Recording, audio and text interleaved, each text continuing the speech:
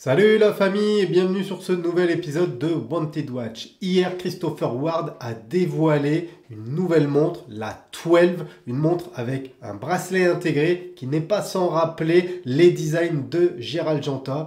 Je dois dire que j'ai été attiré par ce modèle pour plusieurs raisons. Tout d'abord, l'esthétique générale de la montre. Ensuite, le pattern utilisé dans le cadran que je trouve très beau. Et enfin, car la montre est très fine, quasiment aussi fine que les grands noms de l'horlogerie qui proposent des 3 aiguilles sport chic. Alors ce modèle 12, bien sûr, ressemble un petit peu à un mix de ce qu'on pourrait avoir chez Girard Perregaux avec sa Laureato, ce qu'on pourrait avoir avec Audemars Piguet et sa Royal Oak, et bien sûr ce qu'on pourrait avoir avec les modèles sport de chez Patek. Donc dans l'ensemble, la montre est relativement belle. On va retrouver un boîtier assez fin dodécagonal, un bracelet intégré, un fond transparent qui laisse voir le superbe calibre, soit un Sellita SW200, soit un Sellita SW300 en fonction du modèle. On va voir ça un petit peu après. Christopher Ward ne se cache pas d'ailleurs de s'être inspiré de la Genta Style. En effet, ce design qui séduit énormément au jour d'aujourd'hui, les modèles les plus convoités, la Royal Oak, la Nautilus, qu'est-ce qu'on a d'autre, l'Ingénieur, enfin bon, toutes ces montres-là ont été designées par ce génie qui est Gérald Genta et Christopher Ward s'en est inspiré pour réaliser sa 12. Je trouve ça plutôt bien qu'ils jouent là-dessus et qu'ils le disent puisque de toute façon ça se voit instantanément quand on voit la montre. Donc plusieurs modèles sont proposés dans différents coloris. Il y a des modèles acier, c'est ceux que je vous présente à l'heure actuelle. On va avoir 4 couleurs principales. Un gris basalte, un bleu glacier que je trouve sublimissime, un blanc arctique et enfin un bleu nordique.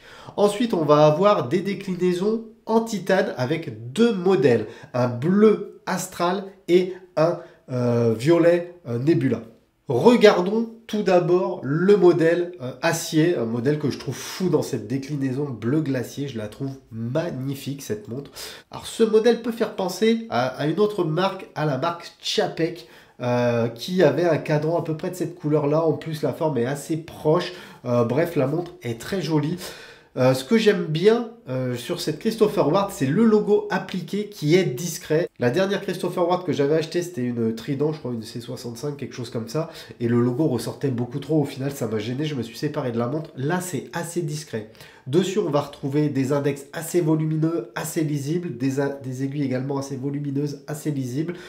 Un petit détail qui me gêne sur le cadran quand même, je vais vous le montrer tout de suite, c'est cette date qui et un Sunken, donc légèrement foncé, et 2 qui vient couper un index au milieu. Ça, c'est un petit peu gênant, mais l'intégration reste propre, puisque le guichet de date est de la même couleur que le cadran, du coup, ça ne jure pas. On voit que la montre, elle est clairement quand même inspirée de cette Genta Style. On retrouve un petit peu un mix de tous les modèles connus, des gros acteurs, et au final, ça a donné cette montre-ci. Moi, la lunette me fait énormément penser à la lunette de ma Laureato. Alors évidemment, on va voir plus de facettes ici, mais on reste sur le même principe, une lunette avec des facettes droites dans un cercle.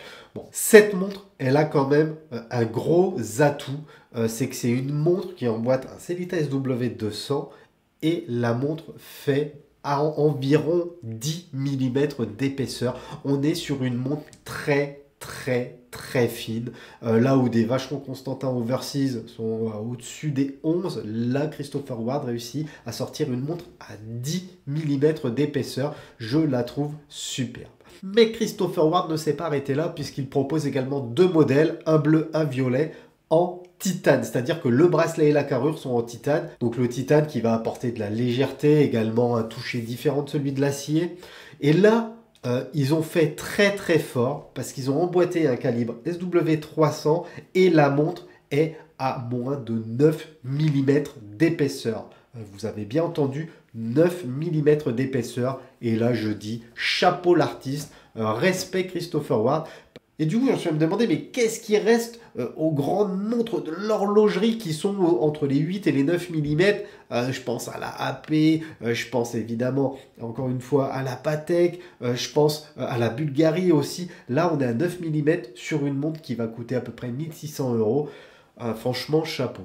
Cerise sur le gâteau, le calibre Sellita SW300 emboîté dans la version en titane est certifié COSC, c'est-à-dire que le calibre est ultra précis. Franchement, regardez ce cadran, le pattern, il est fou. Le pattern, en plus, il reprend le logo de Christopher Ward, je trouve, avec ce motif si spécifique qui va donner du relief, du reflet, de l'ombrage sur le cadran. Moi, je la trouve magnifique. D'ailleurs, n'hésitez pas à mettre en commentaire, la famille, ce que vous pensez de ce modèle. Est-ce que vous seriez prêt à l'acheter?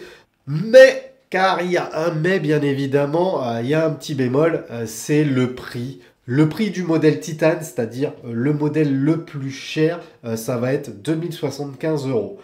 On est sur une montre bracelet intégré en titane avec un cadran patterné de ouf, une montre de 9 mm d'épaisseur. Du coup, c'est pas si déconnant que ça, d'autant plus que le calibre est certifié COSC.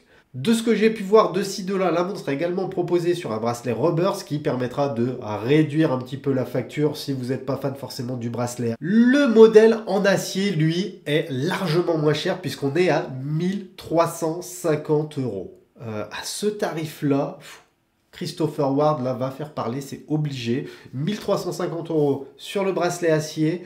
Ça me paraît tout à fait correct. On a un bon calibre, on a une montre qui est pas très épaisse, 10 mm, un tout petit peu en dessous même. Bref, ça laisse à réfléchir. Il y a quand même deux points qui me gênent sur ce modèle 12 de chez Christopher Ward. Le premier, c'est la politique tarifaire qui va s'appliquer en fonction de votre zone géographique. C'est-à-dire qu'acheter cette montre-là aux États-Unis va vous coûter largement moins cher que de l'acheter en Europe. Et du coup, est-ce qu'il ne faudrait pas profiter d'un voyage ou d'une connaissance qui irait aux States pour vous ramener cette montre, voire même utiliser des services de proxification, ce qui reviendrait moins cher? Pourquoi pas?